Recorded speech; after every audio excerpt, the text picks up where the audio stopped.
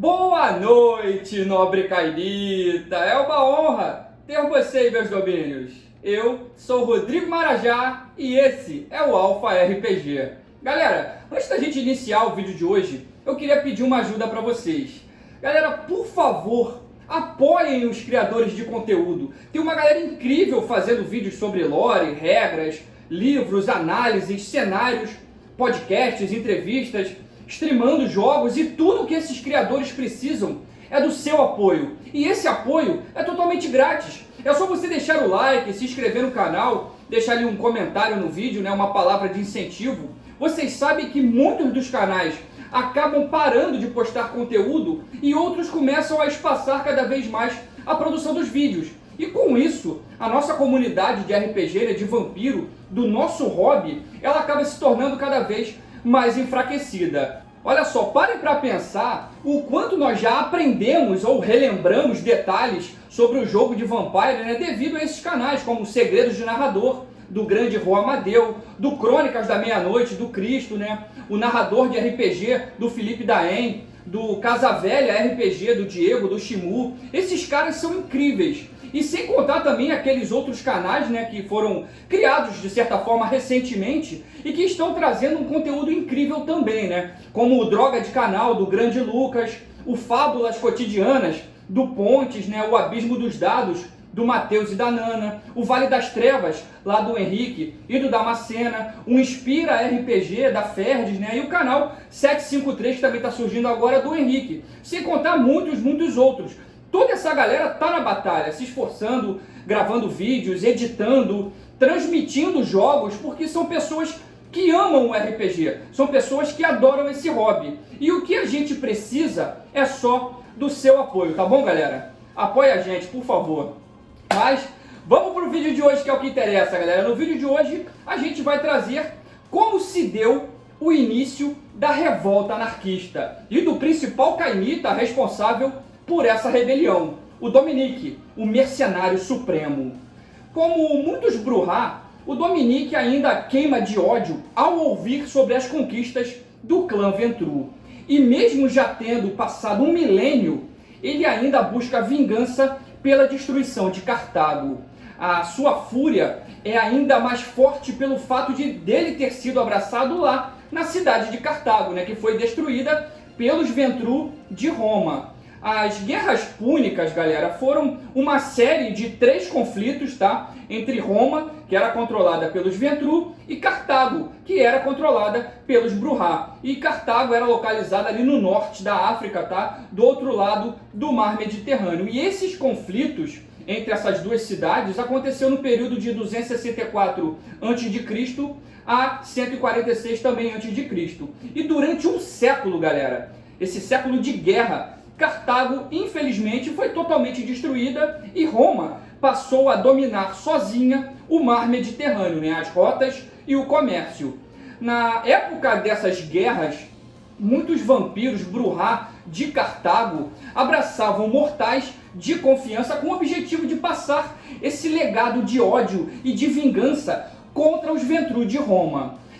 A gente chegou a falar, né, galera, um pouquinho sobre essa guerra entre as cidades de Roma e de Cartago no vídeo do clã Brujah. Então, se vocês ainda não assistiram, tá? Eu recomendo. Então, o Dominique, galera, ele era um general, um humano, né, que lutou ao lado dos Brujah nessa guerra contra os romanos. E após aqueles conflitos sangrentos, naquela noite fatídica, né, da queda de Cartago, na noite em que Cartago foi destruída, ele apareceu diante do seu mestre vampírico, né, um Brujah chamado Samal, para relatar que o seu exército, infelizmente, tinha sido derrotado. Então, da varanda do seu palácio, Samal olhava fixamente para os exércitos romanos destruindo sua cidade. E Samal viu que o mundo, como os Brujah o conhecia, estava terminando.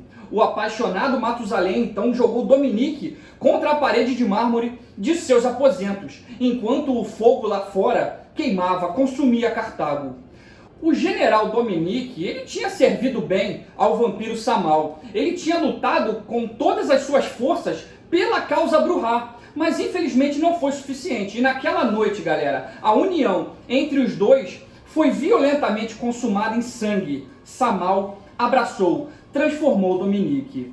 Dominique recebeu a imortalidade, uma sede de vingança contra os Ventrue e um ódio ardente que permaneceria em seu peito para sempre. Seu senhor Samal, ao ver o sonho de Cartago totalmente destruído e sem mais aquele desejo de viver, simplesmente ele se jogou da varanda nas chamas, se suicidando naquele momento. E o novo vampiro, o Dominique, sofreu e permaneceu sozinho pelo resto daquela noite. Aquelas chamas deixaram Dominique em uma loucura destrutiva que durou várias noites, assim como muitos neófitos Brujah tomados pela raiva e pelo frenesi. Ele massacrou muitos soldados romanos, mas nem mesmo aqueles atos de violência foram capazes de aliviar a sua dor. E aquela épica carnificina terminou com Dominique sofrendo um empalamento brutal pelos centuriões romanos. Ele caiu em torpor, e como os soldados romanos acharam que Dominique estava morto, o seu corpo foi enterrado em uma cova, onde tinham vários outros corpos dos soldados de Cartago. E ali, enterrado, Dominique permaneceu por vários séculos. Cartago havia sido destruída, mas alguns Brujah sobreviveram e conseguiram fugir, Metade, galera, fugiu para a esquerda, migrando ali para o reino de Aragão, reino de Castilha, aquela área que no futuro seria chamada de Espanha. E a outra metade fugiu para a direita, pelo mar Mediterrâneo e chegando ali nos Balcãs, uma área próximo ali que seria conhecida posteriormente como Reino da Hungria. Aquela área ali de Praga, Budapeste, Viena, bem ali colada, bem ao lado da Transilvânia. E essa área não era controlada pelos Tizimice, então foi onde os Brujah começaram a se estabelecer bem lentamente. De qualquer forma, o tempo se passou e séculos depois, lá onde era Cartago, Dominique finalmente despertou do torpor. Isso já no século V. E ele acordou com aquela sede de sangue e com sede também de vingança contra os Ventrue. Pouco a pouco ele começou a acumular influência sobre um pequeno grupo de mercenários e esses poucos soldados seriam os agentes de sua vingança. Dominique utilizou o laço de sangue, promessa de glória e de riquezas e assim ele reuniu o seu primeiro bando. Seguindo o exemplo dos bárbaros, ele liderou esses guerreiros mercenários até Roma, a cidade dos Ventrue. E os mercenários navegaram pelo mar Mediterrâneo e seguiram para o norte. E Roma, realmente, galera, foi parcialmente destruída e tomada. Isso era suficiente para Dominique, ele estava completamente satisfeito. Assim, a glória desse feito, na verdade, acabou recaindo no colo de um mortal, chamado Odoacro, que era o líder de um dos exércitos bárbaros que lutaram ali naquela batalha com Dominique.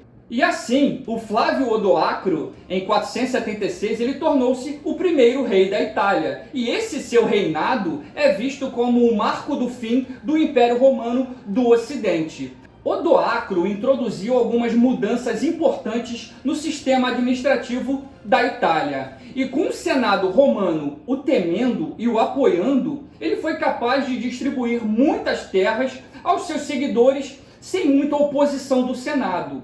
Em alguns anos, o Dominique e seus mercenários viram as tropas de Odoacro reconstruírem a cidade à sua maneira. Roma realmente havia sido saqueada e tomada, mas muitos Ventrue romanos haviam fugido, sobrevivido, e a busca de vingança de Dominique estava apenas começando. O Brujah, ele se tornou um mestre da exploração militar ao longo dos séculos, e ele procurava por vampiros Ventrue com poder sobre nações civilizadas, e assim ele conduzia pequenas unidades do seu exército mercenário à guerra e à riqueza.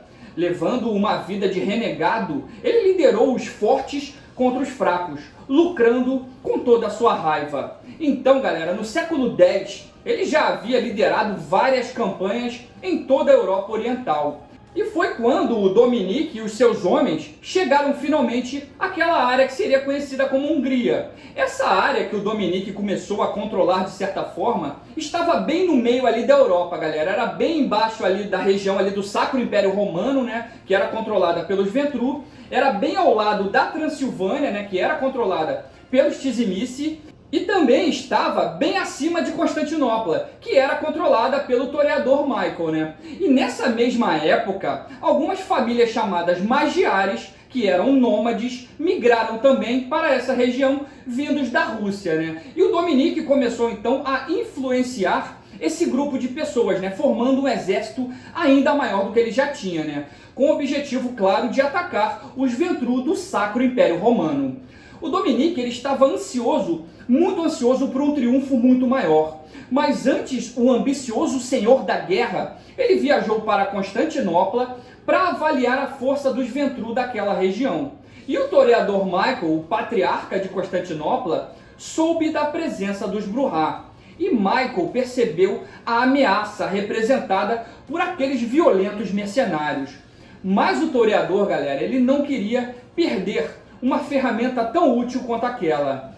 Embora os Ventrú da cidade de Constantinopla fossem uma parte realmente essencial para o seu crescimento, até porque o amante de Michael, né, o Ventrú Antônios, ele fazia parte do triunvirato que comandava Constantinopla, né? Mas o toreador Michael, ele tinha uma antiga rixa com alguns Ventrú do remoto norte, né, lá do Sacro Império Romano. E aquele império estava se tornando muito poderoso, e isso preocupava bastante o toreador. Então Michael, ele estabeleceu uma aliança com Dominique, para que eles pudessem atacar os seus rivais do Sacro Império Romano. E o Michael, ele começou a financiar em segredo os Brujah, né? Ele começou a financiar essa guerra contra os Ventrú. Claro, não se envolvendo diretamente. Ninguém sabia que o toreador apoiava os Brujah, né? Essa que é a verdade. Então o Dominique, agora mais fortalecido ainda, né, ele viajou para o norte, reunindo mortais e lançando-os contra o império controlado pelos Ventrú. E assim como o seu senhor Samal sempre fazia lá com ele, né, naquela época da Guerra de Cartago, o Dominique começou a alimentar os seus principais guerreiros com o seu poderoso sangue, sempre antes dos ataques, deixando aqueles homens mais fortes, mais rápidos e para que pudessem se curar mais rapidamente, né? E nessa guerra contra o Sacro Império Romano, o Dominique se aproveitou desses conflitos para tentar fazer com que aqueles reinos que compunham ali o que seria a Hungria se virassem contra o Império também, né? E após várias batalhas, os Brujah acabaram ficando em um impasse ali naquela guerra contra o Império, né? A guerra meio que não avançava. Então o Dominique começou a perceber que os seus bárbaros, os seus mercenários, eles ansiavam por novas conquistas. Os mercenários realmente estavam completamente entediados. Eles não poderiam atacar, porque seria uma espécie de suicídio, mas também os Ventrú não atacavam, então ficou naquele impasse, né?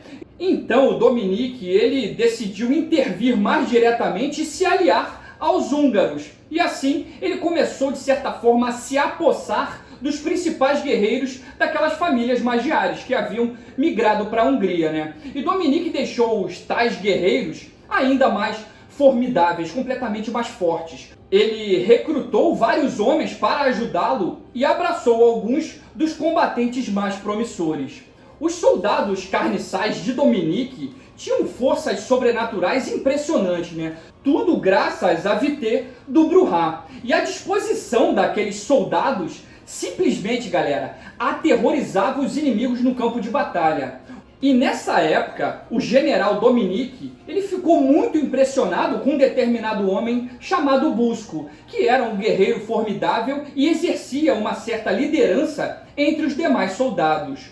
O Dominique decidiu que o próximo a ser transformado em vampiro seria Busco. Ele merecia. Busco tinha muita influência naquela região, e o escolhido de Dominique rapidamente se tornou um viciado em sangue vampírico e parecia disposto a se tornar um daqueles imortais aparentemente invencíveis.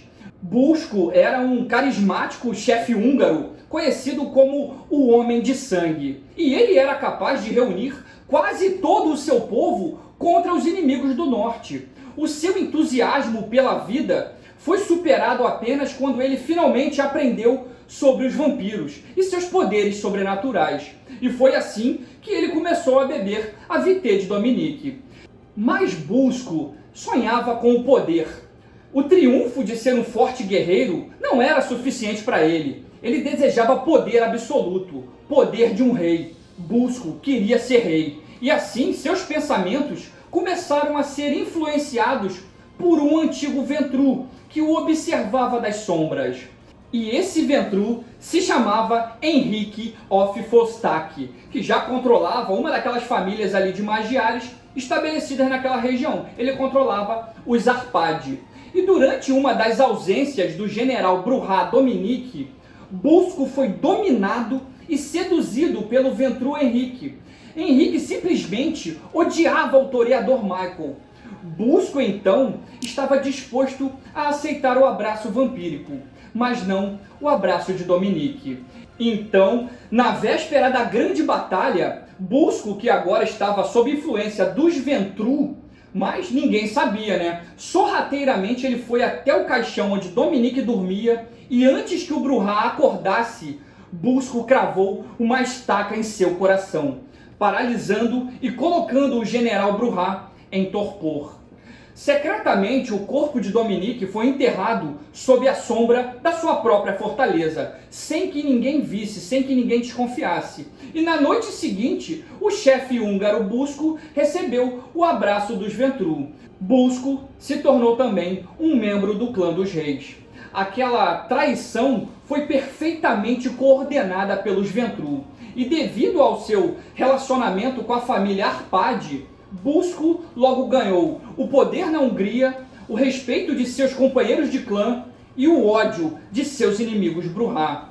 E esses detalhes tornaram Busco a principal ferramenta dos Ventru do norte para entrar em conflitos políticos no sul. E todo aquele plano do toreador Michael, né, em usar os Bruhá de certa forma contra seus inimigos havia falhado. E agora o Dominique estava desaparecido, né? E os Ventru estavam dominando a Hungria. Hungria que está situada, galera, bem ali ao lado da Transilvânia. E foi assim que todo esse problema entre os Ventru e os Tzimisce começaram. Problema esse que nós falamos no último vídeo, né, o vídeo do Tzimisce Mika Vaikos, né, o Mika, ele acaba se estabelecendo numa região conhecida como Estado Obertus, uma região ali localizada entre os feudos da Cruz Negra, né, dos Ventru, ali do Jürgen von Verden, e o Voivodato Tzimisce, que era comandado pelo voivode dos voivodes, o Vladimir Rustovich. Então, em 1220, acaba acontecendo uma batalha, né, por esse reino da Hungria, com os Ventru usando os cavaleiros teutônicos, né, e essa guerra, você, narrador, e o seu grupo, né, vocês podem até jogar, pois o livro Under the Black Cross retrata exatamente esse acontecimento, né. Mas os detalhes desse incrível livro a gente não vai ver hoje, a gente vai ver um outro dia mais pra frente no canal. Eu vou até mostrar pra vocês, ó. É esse livro aqui. Esse livro é maravilhoso, galera. Under the Black Cross. O livro é bem bacana. E ele é uma crônica, tá? Ele é uma crônica que você pode jogar com seus amigos. É bem bacana, é bem legal, que retrata exatamente essa luta entre os Ventru e os Tzimisce pela posse ali do reino da Hungria. E nessa época, quase 200 anos depois, empalado, né, Dominique finalmente é encontrado e os Bruhá retiram a estaca do seu coração e ele finalmente acorda, né, ansioso mais uma vez para se vingar. Mas os húngaros do século XII, eles não suspeitavam que Busco era um traidor e que ele agora era um vampiro, né? Ele se escondia em um dos castelos ali de Budapeste. Mas aqueles Bruhá que resgataram Dominique daquele empalamento, né? Eles sabiam a verdade. Eles sabiam que Busco havia se tornado um Ventru. E assim, né, utilizando a presença e o nome de Dominique, eles começaram a obter muito apoio entre os outros membros do clã Bruhá novamente, né? E eles conseguiram realmente se fortalecer, pois existiam vários vampiros em toda aquela região que demonstravam extremo descontentamento com o governo da família Arpad, que eram controlados pelos Ventru. Então, dentre esses Ventru, a gente tinha ali o Wenzel Richard, que era o príncipe de Budapeste nessa época, né, cria do Busco, o Rudolf Brandl, o príncipe de Praga, né, que nós até falamos do Rudolf no vídeo sobre o Nosferatu Joseph Svi, tá? Se vocês não viram também, esse vídeo está bem bacana. O Rudolf, ele acaba sendo morto pelo Nosferatu, né? É bem legal o desfecho desse plot, né? Mas de qualquer forma, o Dominique, ele buscou aliados contra os Ventru, especialmente ali entre os inimigos do Busco. e ele começou a viajar por toda a Transilvânia e lá ele ouviu muitas histórias sobre a opressão que os Ventru causavam.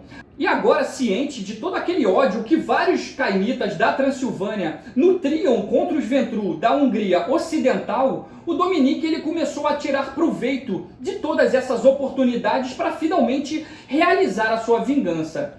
E nessa época, o Dominique decidiu simplesmente aplicar uma nova tática. Logo no primeiro ataque, o Dominique e os seus Brujah invadiram um dos castelos Ventru, mataram todo mundo e simplesmente foram embora. Simplesmente chegaram lá, mataram todo mundo e foram embora. Eles não queriam mais se estabelecer. Eles não queriam mais tomar aquela região dominada pelos Ventru. Eles só queriam matar, matar e matar. E ele começou a proceder dessa forma, indo de castelo em castelo, matando todo mundo e seguindo viagem. E essa tática inviabilizava qualquer retaliação ou vingança dos Ventru. Pois após o ataque, aqueles Brujah simplesmente sumiam, eles iam embora e ninguém sabia para onde. Então, quando os Tzimisce souberam, desses ataques que os Ventru estavam sofrendo pelos Brujah, eles ficaram muito contentes, ficaram muito felizes. Afinal, os Ventru eram inimigos dos Tzimisce e estavam sendo dizimados, Mas essa alegria durou pouco tempo, galera. Pois num determinado momento, o Dominique ele começou também a invadir a Transilvânia e também começou a matar os lordes Tzimisce. E por que o Dominique e seus rebeldes começaram a atacar os Tzimisce, galera? Simples, porque eles começaram a acreditar que toda a fonte dos problemas da sociedade mortal e da sociedade cainita estava na existência dos anciões e de suas maquinações, Os antigos, os mais velhos, eles manipulavam todos à sua volta, e devido a essas manipulações, Cartago, de certa forma, foi destruída. Busco se tornou um traidor, Tudo isso, maquinações dos antigos. Sem contar que Dominique soube também como os voivodes tratavam os vampiros mais novos, Inclusive, muitos vampiros que já haviam se juntado ao exército de Dominique eram pessoas que haviam sido abraçadas, aleatoriamente, para lutarem contra a Inquisição e eram deixados para morrer, enquanto os anciões fugiam. Muitas dessas iscas, dessas pessoas que eram buchas de canhão, acabavam eventualmente sobrevivendo. E essas pessoas começaram, esses vampiros começaram a nutrir um ódio mortal pelos seus criadores, também buscando vingança. E a única maneira de todos aqueles vampiros rebeldes, abandonados, sobreviventes, serem realmente livres, era matando todos os anciões e todos os seus criadores. Quando os Brujah começaram a matar também os Tzimisce, muitos dos Tzimisces mais radicais gostaram dessa ideia, pois muitos estavam totalmente insatisfeitos com o controle dos voivodes. E nessa época, dois rebeldes Tzimisce, Lugosi e Velaya, já haviam quebrado os seus laços de sangue com os voivodes, usando aquela sagrada flor de fogo do Kupala, do demônio Kupala, que nós falamos também sobre isso no vídeo do Mika Vaikos. Então eles, o Lugosi e Velaya, acabaram entrando para essa revolta que estava se iniciando, a revolta anarquista, que tempos depois também contaria com a presença do Tzimisce Mika Vaikos, que atuava secretamente até então.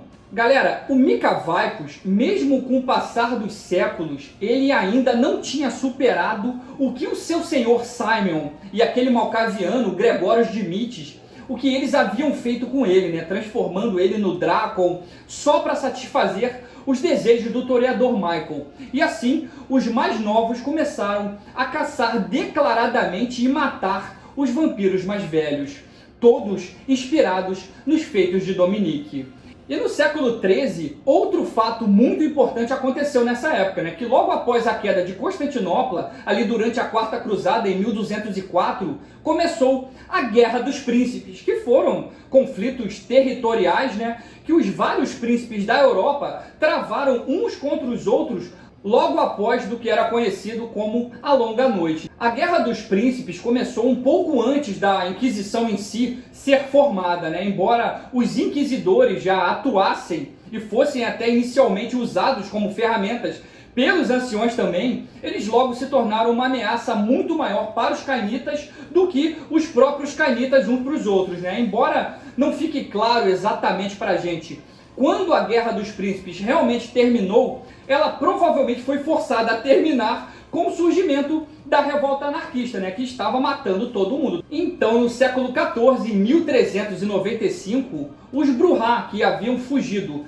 para a Espanha, lembra que nós falamos no início desse vídeo que metade dos Bruhá de Cartago foram para um lado e a outra metade foi para o outro. Então, a metade que foi para a Espanha, eles ficaram sabendo de toda a história do Dominique, né? E decidiram fazer a mesma coisa que o Dominique estava fazendo. Eles começaram a invadir os castelos dos Ventrú existentes lá na Espanha. E essa decisão dos Bruhá iniciarem uma rebelião, uma matança, né? Coincide exatamente, galera, com a chegada do Hardestad, o Velho, à Espanha. O Hardestad, ele é um líder Ventrú, né, de quinta geração, senhor do Jürgen von Verden e também senhor do Hardestad, o Novo. Então, o Hardestad, o Velho, ele chega na Espanha para se reunir com os Ventrú de lá, propondo uma união contra esses ataques anarquistas, nessa matança que estava se espalhando por toda a Europa.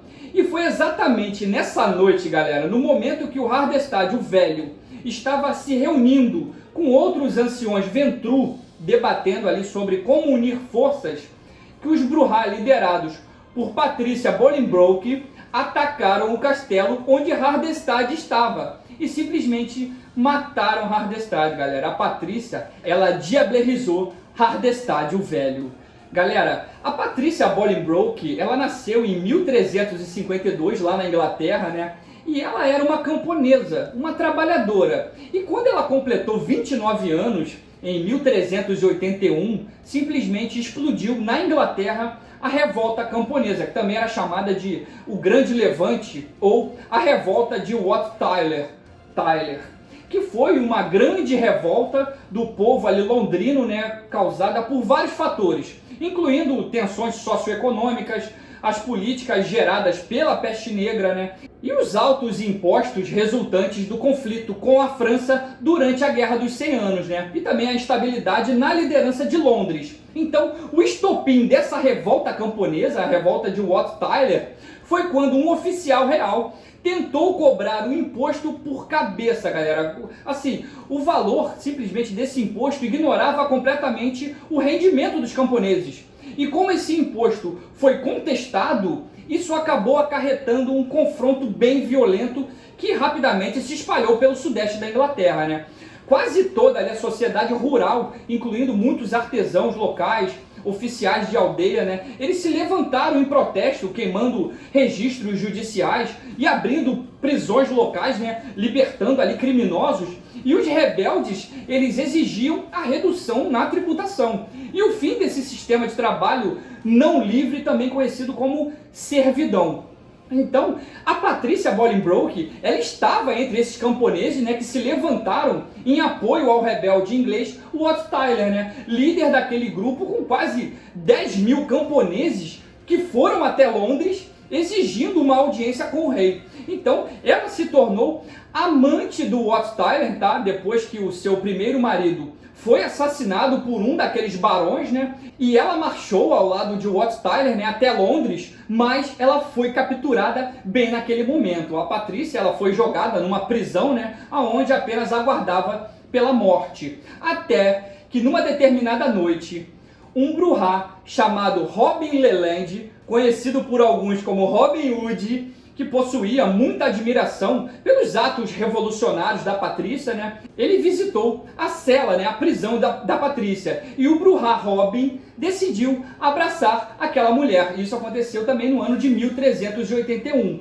Então a Patrícia, ela conseguiu escapar da prisão e agora que ela era uma vampira, né, e bem poderosa, ela fez a sua primeira vítima, que foi exatamente aquele barão que havia matado o seu primeiro marido, né, e que havia destruído a sua família. E em seguida ela fugiu da Inglaterra, né, encontrando abrigo lá na Espanha. Inspirada por seu senhor Robin, ela eventualmente se tornou uma das principais líderes da causa anarquista quando as histórias sobre Dominique chegaram à Espanha, né? Então a Patrícia, ela fazia parte de um grupo rebelde e ela estava presente quando eles atacaram o Castelo dos Ventrue, lá no oeste da Espanha. E durante esse ataque, ela aproveitou a oportunidade e diablerizou o Ventrue Hardestad, né? O velho, que havia sido ferido gravemente durante aquela batalha, isso já em 1395. Então, galera, um outro fato também importante, bem depois, foi em 1405, o Gratiano, o La Sombra, também matou seu criador, né, o antediluviano La Sombra,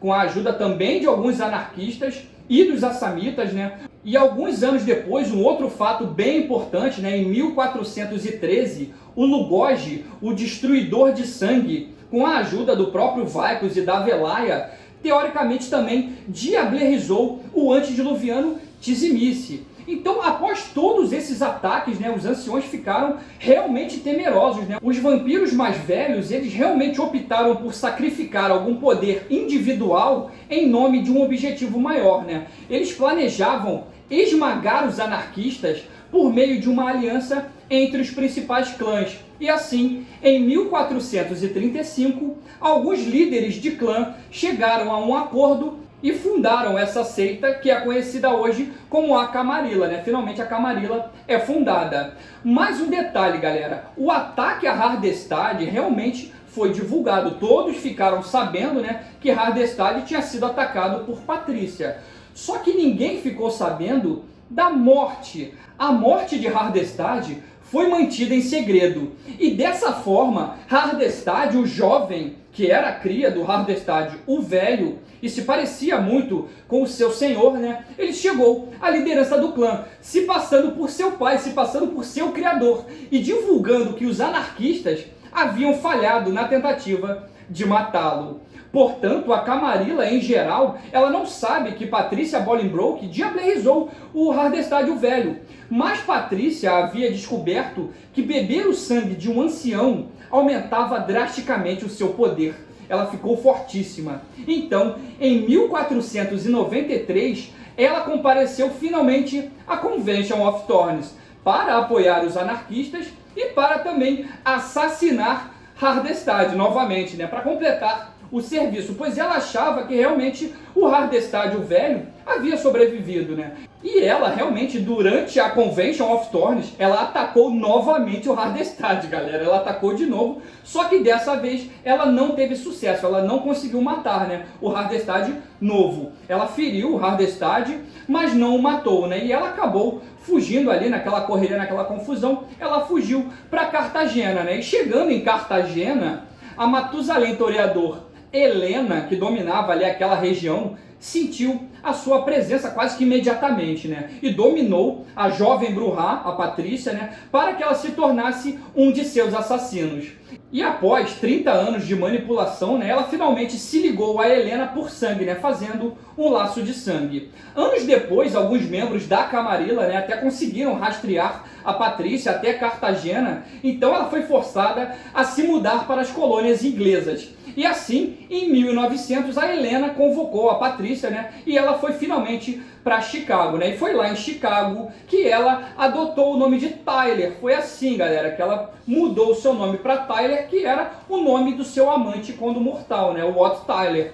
Pois dessa forma, ela acreditava que ninguém saberia quem ela era realmente e nunca desconfiariam do seu passado. Foi nesse momento que a Patrícia mudou o nome para Tyler, né? Mas voltando, galera, a falar do Dominique, embora ele nunca admitisse na época de Cartago, ele não foi recrutado pelos Bruhá apenas por suas proezas marciais. Muitos consideravam, inclusive o seu senhor, né, o Samal, que Dominique possuía um comportamento viril irresistível. Mesmo a morte não roubou a sua pele morena, os seus olhos brilhantes e o seu físico invejável. O seu sucesso no campo de batalha resultou em muitas estátuas esculpidas em sua homenagem. O próprio toreador Michael, naquela época, né, confiscou várias dessas mini-estátuas, né, que estavam em posse de um general Ventrue romano séculos atrás, né? E o Michael, o toreador, ele valorizava muito tais esculturas. Dominique, na verdade, não se importava com esse efeito, né, que ele exercia sobre os outros, visto que ele se considerava um guerreiro, acima de qualquer coisa. E ao longo de praticamente um milênio, Dominique adquiriu um domínio surpreendente na disciplina auspícios. Isso mesmo, galera, o Dominique, um Brujah, ele tem auspícios nível 7, realmente nível 7. E ele pode ouvir toda aquela carnificina que os seus soldados fazem no campo de batalha, né? Embora ele esteja dormindo a léguas de distância. Por meio da dominação nível 5, o Dominique ele instrui cuidadosamente os seus tenentes nas estratégias militares. E ele sempre que pode rouba os pensamentos dos generais inimigos. E lá, galera, no século XII, em Budapeste, tá? No Dark Age, adoro Dark Age. Dark Age é maravilhoso, Marajá.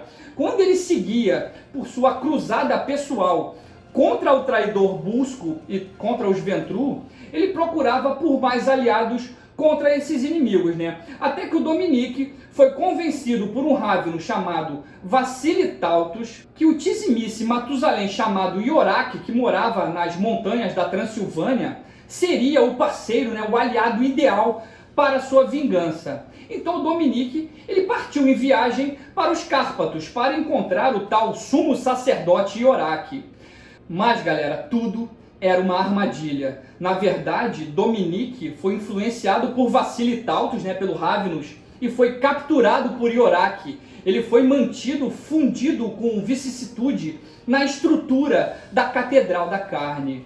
E enquanto Dominique estava preso, Vassili espalhava rumores por toda a Europa de que os Ventru teriam sido os responsáveis pelo desaparecimento de Dominique, aumentando mais ainda o ódio dos Brujah contra os Ventru, tornando Dominique praticamente um mártir dentro do clã Brujah. Muito tempo depois, galera, após a morte final do Iorak, né, que foi consumido pela sua própria Catedral da Carne, né, a gente falou disso. Galera, tem um vídeo também sobre o Iorak e a Catedral da Carne. O vídeo está bacana demais, depois assistam também. Então, o Dominique, que havia sobrevivido aos rituais insanos do Iorak, finalmente emergiu daquela estrutura bizarra, escapando do seu cativeiro. O seu rosto e a sua mente estavam horrivelmente distorcidos por séculos e séculos de tortura. E lá mesmo, ainda na Romênia, após a sua libertação, né, ele executou alguns Baali na cidade de Deva, né, em Hunedoara, na Transilvânia. A gente vai falar bastante também num futuro bem próximo sobre Hunedoara, tá, galera? E o Dominique, ele abraçou 3 humanos, né? E é nesse momento, galera, que o Dominique e suas crias se juntam ao Sabá. E com a ajuda dessas suas novas 3 crias, né, e de vários Brujah também antitribo, ele começou a aterrorizar a nobreza da Europa Oriental. O mais importante entre esses soldados, né, era um bruto, um cara realmente violento chamado Septemos, né, um tirano que acabou se tornando arcebispo do Sabá de Bistritz.